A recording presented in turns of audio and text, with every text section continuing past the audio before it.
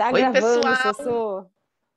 Bom dia para quem está nos vendo de dia, boa tarde, boa noite, dependendo do horário que você está acessando o nosso Balaio de Pandora.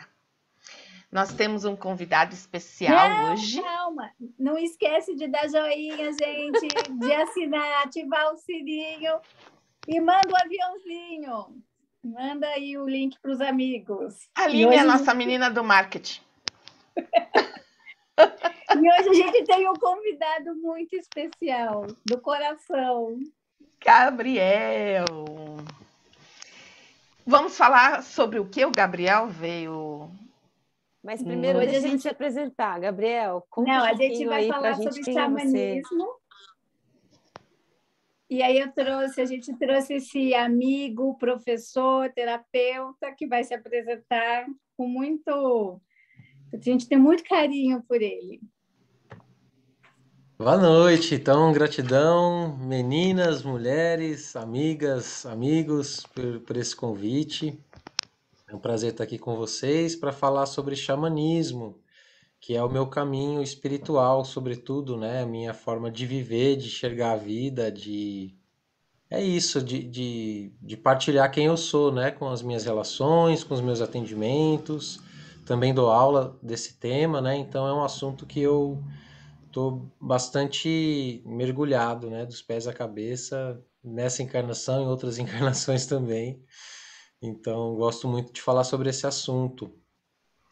Mas queria convidá-las, né, antes de falar sobre mim, assim, já para abrir para as perguntas, né, sobre o tema, para que a gente possa ir falando daí, assim. Daí eu vou puxando aqui da minha biblioteca interna. Tá, então eu já Pode ser uma boa. começo, eu já começo. E com uma pergunta ampla, na realidade. Conta pra gente o Aham. que é xamanismo, para quem Eu não ia sabe ou perguntar para isso. quem só ouviu falar muito vagamente, Uhum. né? Joia. Que caminho é esse? Certo. Então, xamanismo é uma palavra moderna, né, contemporânea, para se referenciar, para falar sobre as tradições ancestrais da Terra, dos primeiros povos. Quem são os primeiros povos? Os povos indígenas. Né? Mas eu gosto de ampliar o entendimento do que é um povo indígena, né? Porque não necessariamente um povo indígena é o povo pele vermelha, né? Nem dos brasileiros. Então, por exemplo, um aborígene australiano é um indígena, Uhum. né? Na Europa, nós temos indígenas, por exemplo, né?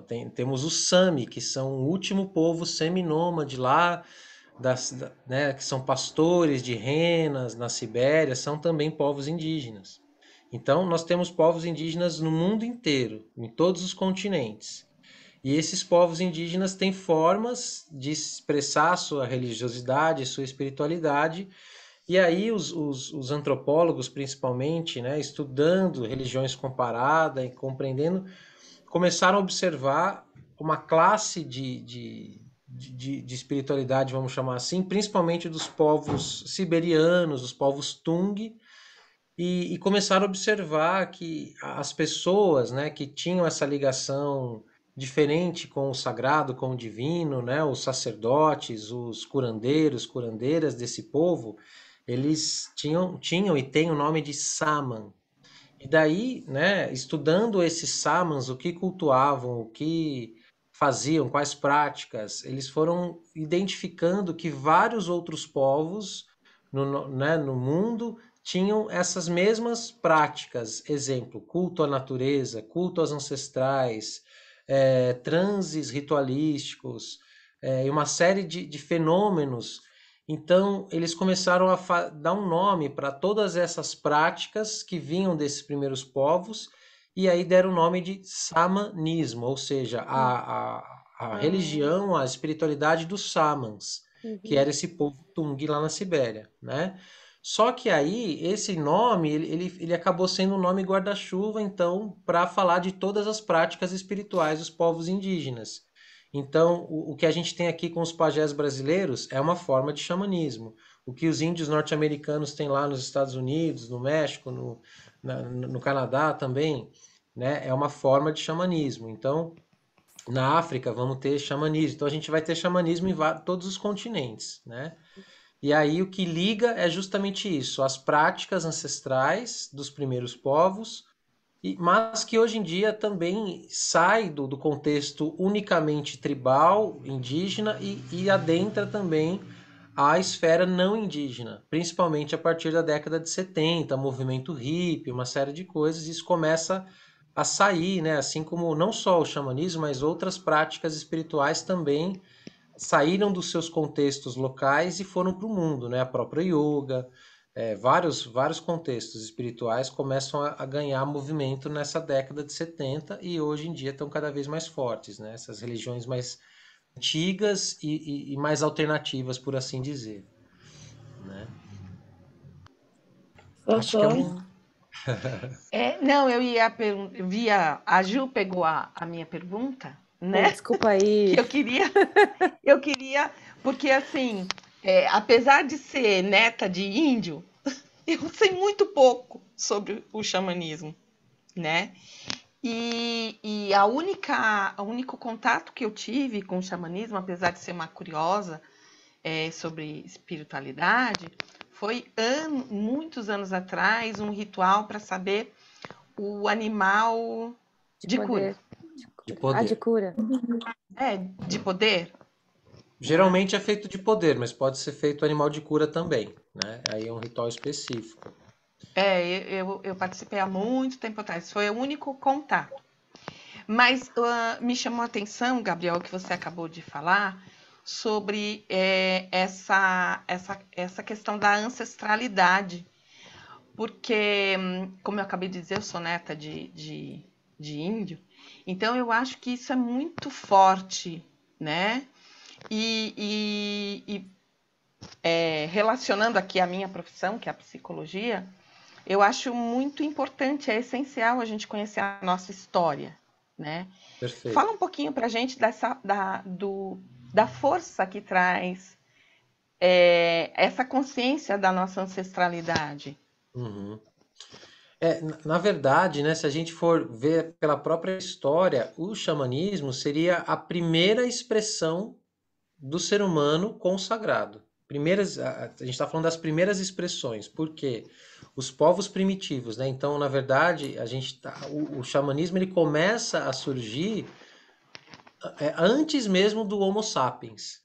Porque o homem de Neandertal, o homem de Cro-Magnon, etc., eles também tinham uma forma de religiosidade, digamos assim, né? Muito ligada à natureza, aos fenômenos da natureza. Então, o xamanismo a gente pode dizer que surge junto com o surgimento da humanidade, né? E da raça humana. Porque o ser humano, nesse movimento de querer se relacionar com outras forças, de querer se relacionar com outras coisas que não apenas os cinco sentidos, então o comer, o sobreviver, o reproduzir, né? Então a gente começa a observar expressões de necessidades outras que a gente pode entender como necessidades espirituais, necessidades da alma, necessidades de outras coisas que nos pertencem, né? E a gente vai ver isso nas pinturas das cavernas, nos templos a céu aberto, uma série de monumentos históricos. Então, trata-se realmente de uma forma de espiritualidade muito antiga, talvez a mais antiga existente, né? E que foi a matriz para todas as outras religiões que surgiram, né? Então, realmente tem uma ligação muito antiga, e isso está presente no nosso DNA, de todo mundo, de todos os povos. Por quê? Qualquer um dos povos que existam na Terra, né? Então, o povo branco, tá, mas quais são as tribos que deram origem aos povos brancos, os povos negros e assim por diante, né? Então, se a gente vai cavando no nosso DNA, a gente vai chegar em povos ancestrais, em povos indígenas, todos eles que sejam. Então, realmente, trata-se de algo que vai falar diretamente sobre ancestralidade. Mas saindo desse contexto mais amplo e entrando um pouquinho mais, né, mais recente, a ancestralidade, né, é algo que é muito importante. Então, é basicamente assim, se a gente não sabe quem nós somos, de onde viemos, como a gente vai saber para onde ir, o que fazer? Então, nós não fomos abandonados aqui, né? A própria sorte. Existe toda uma história, existem civilizações inteiras, né? Que passaram por vários dramas existenciais para a gente chegar onde a gente está hoje. Então, todas as tradições ancestrais da Terra, independente se é xamanismo ou não, vão ter esse olhar para a ancestralidade, esse entendimento da importância, né, de honrar os antepassados, de honrar de onde viemos, de honrar as nossas origens, as nossas raízes. E o xamanismo é um bom convite para isso, porque ele vai convidar a gente a olhar para tudo isso, né? A nossa ancestralidade de sangue, a nossa ancestralidade de território. Então, são três entendimentos de ancestralidade. Então, a de sangue é isso. Avós, bisavós, tataravós, a linhagem sanguínea, né? Aí vai ter uma ancestralidade da terra, que é o quê? Então, qual que são os povos que vivem na terra que eu tô hoje? Então, aqui a gente está aqui no Brasil, né, que é uma terra muito rica de muitos povos. A gente tem hoje ainda vivos cerca de 250 etnias indígenas, que a gente praticamente desconhece, né? A gente conhece algumas, né? Mas ainda temos, e tinha muito mais, que foram sendo dizimadas, enfim, foram se perdendo ao longo do tempo, né? Então tem a ancestralidade de território, e tem uma terceira, que é a ancestralidade de espírito, que é isso, né? Não necessariamente você precisa pertencer a um povo, alguma coisa, mas a gente compreende que a nossa alma, ela não vem daqui, né, numa primeira encarnação. Então, as tradições xamânicas também têm esse olhar para a reencarnação, né? Então a gente entende que às vezes a nossa alma tem uma identificação com algum tipo de povo, com algum tipo de egrégora, com algum outro tipo de espiritualidade que não necessariamente aquela que é recorrente no lugar que a gente vive, que a gente está, né? Então, a ancestralidade existem essas três, e as três vão compor o nosso instinto espiritual, vamos chamar assim, né? Os lugares que a gente se identifica, as matrizes que falam mais a nossa alma, né? Que faz o nosso olho brilhar, etc, né? E tudo isso é um processo de autoconhecimento, de descoberta, né? E muito rico, por sinal. Eu gosto de dizer que, como estudante de xamanismo, né? Xamanismo, ele é o caminho que conecta o coração com a natureza, sabe? Porque eu acho que nos dias de hoje, o ser humano esqueceu que ele é parte da natureza. Perfeito. E aí, quando a gente se conecta verdadeiramente de onde a gente vem, a gente se conecta com o nosso coração. E aí o coração fala com a mente. Né? Que eu acho que esse é um caminho bonito sobre o xamanismo, né? Eu estudo budismo também, mas o budismo tem uma outra linha ainda, assim, né? O Kamai acabou de sair daqui, que é um pouco mais mental. O xamanismo, ele traz isso, que é conectar o coração com a terra, com essa coisa da ancestralidade, para a gente se lembrar quem somos. Ele é muito... Pensando nessa coisa da natureza, eu queria fazer outra pergunta. Como que entram os elementos nessa relação do... É isso, né? O xamanismo, ele vai falar diretamente com as forças da natureza, né? Esse realmente é universal, né? Qualquer matriz, qualquer povo, qualquer tradição que seja, né? Que tenha essa espiritualidade como caminho, a gente vai encontrar esse culto realmente, né? À natureza enquanto uma grande força, mas também aos seus aspectos. Então, os elementos da natureza, né, são as expressões desse grande espírito, dessa grande mãe que é cultuada. Então, o fogo, né, os 4 elementos principais que também vão estar presentes em todas as tradições, né? Então, fogo, a terra, o ar, a água, a quinta essência, que a gente pode chamar de éter, mas isso já é um conceito mais recente, que vem lá com a alquimia medieval, né? Mas anteriormente a isso, a gente vai ter muito forte os elementos como as expressões da natureza, né? As peças que vão compor toda a natureza. Então, são as matrizes, as energias matrizes. E se a gente olhar realmente, tudo que existe tem como constituição essas energias matrizes. Os 4 elementos estão combinados, né? A terra com a água, com o ar, com o fogo. Se não tiver um desses 4, não tem vida. Não tem nada disso, né? Então, os elementos são portais para a gente compreender os diferentes atributos da natureza. Então, a mesma natureza, horas, ela é quente, ela é criativa, ela é expansiva, como fogo, e outros momentos essa mesma natureza, ela pode ser muito fria, gélida, dura, mas esse mesmo gelo, né, que vem dessa mesma água, ela pode também nos trazer fluidez, movimento, nutrição. Então, a terra também, a terra a gente pode ver ela como aquilo que dá firmeza, solidez, estabilidade, mas também nutrição, acolhimento. Então a gente vai olhar para esses elementos fora e esses elementos dentro também, né? Então os 4 elementos fora, os 4 elementos dentro. E os rituais, eles vão o tempo todo convidar a gente a dançar com esses elementos, né? A gente é isso, a conhecer, a interagir com esses elementos. Então, o fogo, ele não é apenas o fogo, mas é também o espírito. A água não é apenas a água, mas são as nossas emoções. A terra, né, seria nosso corpo físico. E o ar, a nossa própria mente. Então, a gente tem essa relação direta dos 4 elementos com os nossos 4 corpos, os nossos 4 aspectos, né? Mente, corpo, espírito e emoções, né? E assim por diante. Então aí vão tendo vários desdobramentos a partir desse olhar, né? Que bonito, né? No tarô também os 4 elementos são divididos assim: o fogo, a criatividade, o impulso para realizar as coisas, a água, as emoções, o ar, o pensamento, e a terra, a fecundidade, a construção.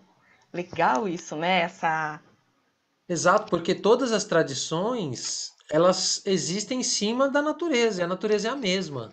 Exatamente. Não tem como, Essa né? comunhão Né? é bonito quando a gente vê essa comunhão, né? E nós Exatamente. também, né? Beleza, Somos naturalização. constituídos desses 4 elementos, né? Exato. Nós E somos Gabi, essa natureza. fala um pouco do xamanismo agora, assim, na atualidade, né? Também está tendo muita distorção, como tudo, né? Como distorcer Sim. o Tantra, como distorcer o yoga, É. tá? E, óbvio, É. tudo se distorce. A gente acabou de descobrir que até o mindfulness foi usado no mundo Sim. corporativo para fazer o povo ganhar mais dinheiro. Eu brinquei dizendo que o capitalismo comeu até Buda, né? Isso é um assunto bem sério mesmo, bem contemporâneo. Na verdade, assim, a gente vivemos uma sede de significado, né? Porque a sociedade moderna contemporânea se afastou das nossas raízes, das nossas origens, das nossas bases. E parte desse afastamento, ele vem de um não entendimento a respeito da matéria, né? Então busca-se a matéria, busca-se, então já tem um rompimento aí. Então a gente vive um paradigma em que todas as tradições antigas, todas as tradições que têm substância, que têm respostas aos nossos anseios, elas estão sujeitas às dinâmicas da sociedade moderna, né? Então, se a gente não toma cuidado, todas as tradições vão ser cooptadas, vão ser adaptadas, como já está acontecendo, né? Então você tem a versão, né, isso com tudo, né? Não apenas com as tradições espirituais. Então você tem isso com alimento, você tem isso com roupa, você tem isso com emprego, você tem isso com tudo, né? E inclusive com a espiritualidade. Então, do paradigma do xamanismo, aonde pega, né? Essa busca, esse anseio por 2 coisas, pela natureza, pelo sagrado na natureza, né? E por uma outra coisa que também é digamos assim, uma das linhas de trabalho principais do xamanismo, que é o estado expandido de consciência, né? Que é justamente esse lugar que pertencem também às práticas, às técnicas xamânicas, você ampliar sua consciência a partir da fusão com outros espíritos, com espíritos animais, como você citou, com espíritos de plantas, né? Tudo isso permite uma visão maior, permite possibilidades, permite poderes, né? Então, isso tudo é muito encantador para uma sociedade que está totalmente, né, às vezes bitolada, material, etc., necessitando de sair do ego, né, precisando expandir, sair das carapaças. Então tem um apelo muito forte para a gente entrar em estados expandidos de consciência, que podem ser atingidos de diversas formas, né, por meditações, por transes e também por plantas de poder. Então, dentro do paradigma do xamanismo, o que vem sendo mais desvirtuado é justamente esse entendimento, né, de que o xamanismo tem a ver com você usar uma planta e ficar doidão, ou alguma coisa nessa linha, né, mais inconsequente, de você ser um espírito livre, ligado à natureza, etc. E não é bem assim, né? Então E às vezes a pessoa expande, né? Recebe tanta informação e ela não dá conta disso, sim, e a pessoa que está conduzindo não fecha o trabalho ou não dá sim. uma sustentação ali, e aí a gente tem casos de pessoas que ficam mais confusas, né? Porque recebe uma paulada de informação com a consciência expandida, Sim. E não sabe o que fazer com aquilo. É porque isso, assim como vocês citaram, né, o mindfulness, né, que sai de um contexto de prática devocional, meditativa, que tem um contexto religioso por trás, ou seja, que tem protocolos, que tem iniciações, que tem toda uma caminhada. Então você vai lá e destaca a técnica do lugar de onde ela veio e comercializa. Com o xamanismo é a mesma coisa. Então você pega uma planta de poder que ela é usada dentro de contextos ritualísticos, dentro de práticas profundas que levam meses, anos de preparação, que tem protocolos, que tem processos corretos para fazer. Você destaca o elemento, né? O exemplo, a planta de poder no caso, tira e leva para um outro contexto onde você não tem esses cuidados e também você não tem o meio de vida que sustenta isso. Então, por exemplo, numa aldeia você tem rituais constantes onde tem plantas de poder que levam a estados ampliados de consciência, mas você tem uma aldeia inteira para cuidar de você no durante e no pós, porque você está inserido num contexto de vida. E aí, quando a gente destaca isso do contexto tribal, né, ou do contexto de uma comunidade espiritual, e você traz para uma realidade onde a gente vai para os retiros de final de semana, onde você vai ali ter uma experiência fortíssima, mas aí na segunda-feira você volta para trabalhar, né, das 8 às 18, etc. Isso tudo é muito fragmentado, isso tudo foge um pouco. Então, realmente, a gente tem que ter muito cuidado, né, com todas essas práticas, porque a gente vive num contexto que é diferente. Então a gente tem que ter realmente esses cuidados, né, antes, durante e depois, com todas essas práticas, para que a gente extraia o melhor delas, né, com responsabilidade. É bacana você trazer isso, Gabriel, bem bacana. Ju, você tá quietinha. Estou aqui absorvendo, né? Estou aqui absorvendo.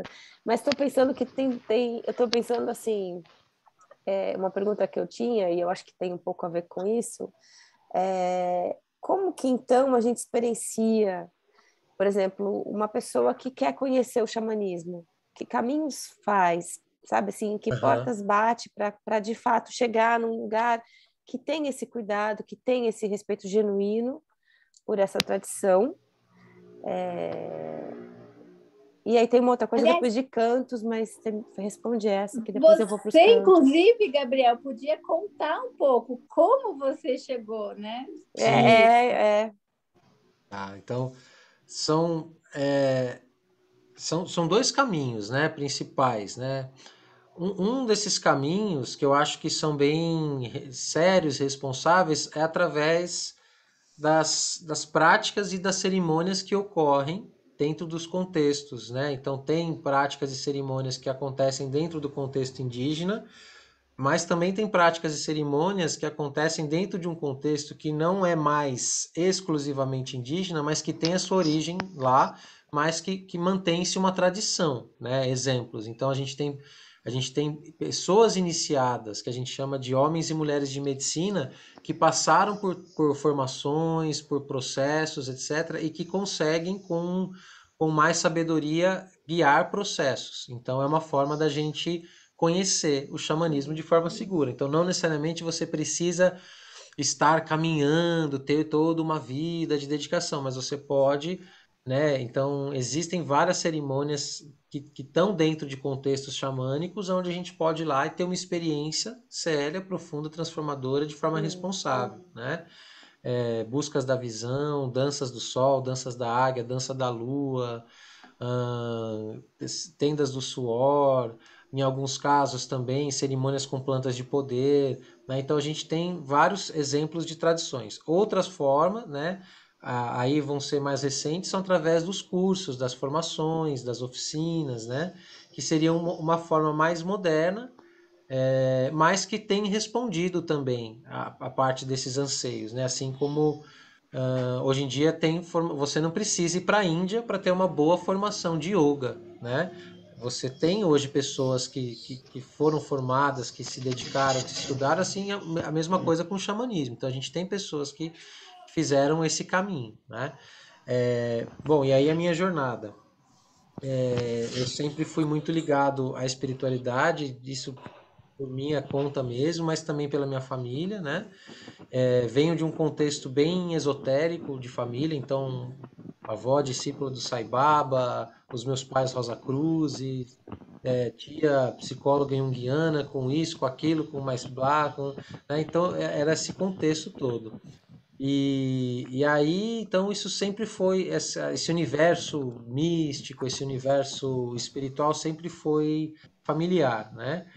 Mas aí muito cedo, né, eu comecei a ter sonhos, comecei a ter anseios, 14, 15 anos, e esses sonhos, esses anseios me levaram a pesquisar, a querer praticar, a querer estar junto da terra, a querer fazer coisas que não necessariamente que eu não via isso, mesmo no meu contexto esotérico familiar, eu não via isso, né?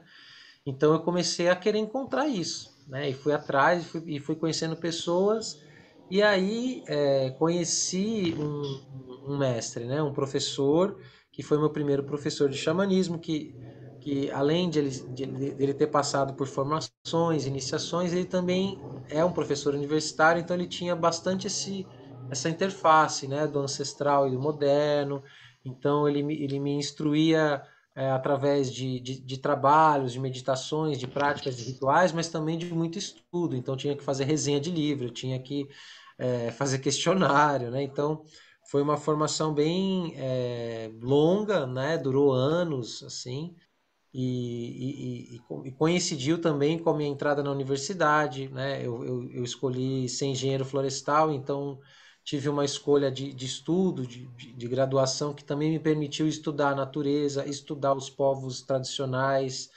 e aí eu também comecei por conta própria a fazer viagens, então eu conheci tribos indígenas, e aí eu fui sempre buscando, né? Sempre essa alma buscadora, sempre indo atrás de pessoas que fizessem essas mesmas práticas que eu. Então, e aí foi ampliando o repertório. Então, conheci terapeutas holísticos que tinham ali um pezinho no xamanismo. Conheci lideranças indígenas que estavam começando a seus trabalhos de sair das aldeias e levar suas práticas para o mundo. E até formações mais tradicionais também com pessoas como nós, que não necessariamente são indígenas, mas que tiveram suas vivências, suas iniciações e passaram a ensinar, né? Então fiz muitos cursos, muitas formações, mas também muitas fogueiras, muitos rituais, e tudo isso foi constituindo a minha formação, né? Uhum. Até o momento que essa formação e essa vivência começou a ser suficiente para eu poder também guiar e auxiliar pessoas nesses processos, né? Tanto terapêuticos como também pessoas que queriam aprender, estudar essa linguagem, né? Essa forma de espiritualidade, que para alguns pode ser religiosa, mas para outras pessoas não, né? O xamanismo ele pode ser religioso, mas ele também pode ser uma filosofia de vida, ele também pode ser simplesmente um conjunto de práticas e técnicas onde você vai lá e faz aquelas práticas, aquelas técnicas, né? Então não existe um dogma específico. Uma coisa bonita do xamanismo é que não tem um livro sagrado, não tem uma tradição exclusiva, não tem é bem livre mesmo, né? É a própria natureza. Isso ao mesmo tempo é muito libertador, mas ao mesmo tempo às vezes dá falta de estrutura, né? Para quem quer seguir, para quem quer se aprofundar. Então é um caminho muito velho e relativamente novo, né? Para esse momento que a gente vive. Porque é isso, você não tem, amanhã eu vou na igreja do chama, não tem, né? Não é um conhecimento de apostila, né? É um Não é. conhecimento Eu falado, acho isso incrível. oral. E você sabe uma outra coisa que para mim é quase que impossível pensar em xamanismo e não pensar em cantos, e não Aham. pensar no tambor, na Sim, maraca, Oh, né? Então, sim. assim, fala um pouquinho pra gente desse universo, dessas canções sagradas, Fala. canções de cura, porque, nossa, isso me Sim. toca profundamente. Ah, eu vamos Inclusive, eu lá. já vou divulgar, eu não lembro o nome aqui, mas eu comprei. O Gabriel tem um curso online que ele Sim, ensina esses sim. cantos, os toques É. do tambor. Eu não consegui fazer todas as aulas ainda, mas estou lá, sou aluna. Que Gente, esse legal. É, tambor aí me faz sentir uma, tenho meu uma coisa tambor, estranha. eu tenho. É, Olha que lindo o tambor. com certeza, né? Os instrumentos sagrados, né? Os tambores, as flautas, né? São as primeiras manifestações artísticas, né? São os primeiros instrumentos musicais da humanidade. Então, o tambor, a flauta, eles pertencem ao nosso legado, né? Como seres humanos. Então, eles falam diretamente em algo muito antigo dentro de nós. Por isso que encanta tanto. Porque Uhum. faz parte da nossa memória selvagem, digamos assim, né? Todo homem e toda mulher tem um arquétipo selvagem dentro de si, a mulher selvagem, o homem selvagem, e esses instrumentos eles falam diretamente com esses arquétipos dentro de nós, né? E sim, é através desses instrumentos que se expressa a maior parte da espiritualidade, né? A xamânica, sem um tambor, dificilmente, sem uma maraca, sem esses instrumentos, você não tem como chegar a um estado alterado de consciência. Até tem, né? Mas eles são, digamos assim, o carro-chefe. Uhum. E os cantos a mesma coisa. Os cantos são as formas de você navegar pelo universo das energias. Então, são como estações de rádio onde a gente consegue se sintonizar, né? Então, existem cantos e toques de despertar, toques de relaxar, toques de expandir, toques de vir para dentro, toques de celebrar, de festa, e N canções, né?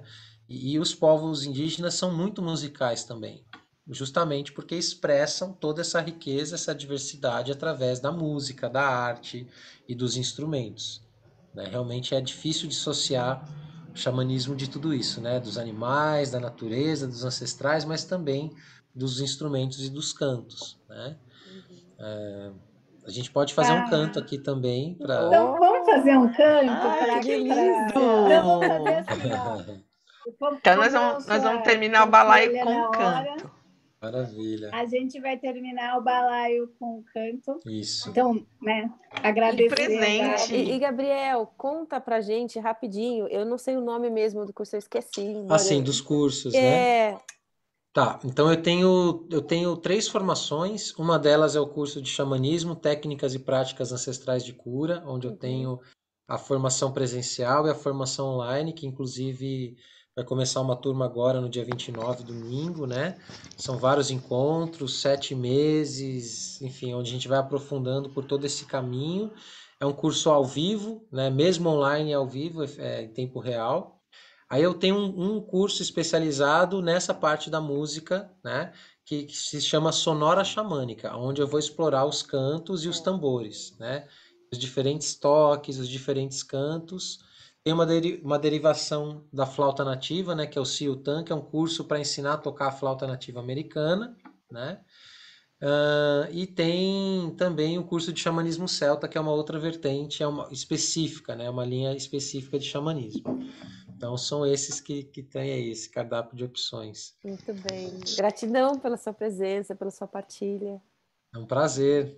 Então eu vou trazer aqui o canto da amizade pra gente. Ai, que Que bonito. bonito. Né? Awe, ahe,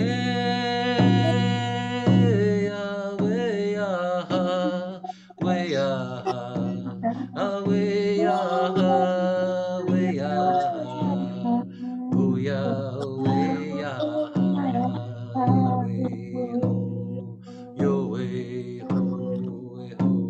Yahweh, Yahweh, Yahweh, Yahweh, Yahweh, Yahweh, Yahweh, ho, Yahweh, ho, ho. Yahweh, Yahweh, Yahweh, Yahweh, Yahweh, Yahweh, Yahweh,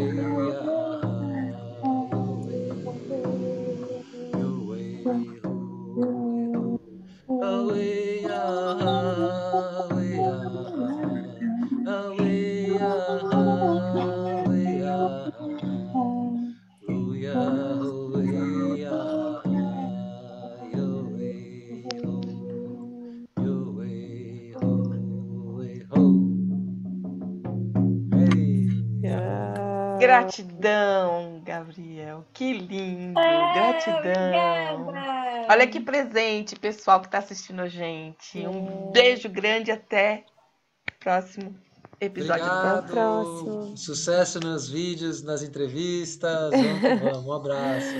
Obrigada, Gratidão, Gabriel. obrigada, Obrigada. Gabriel. Valeu.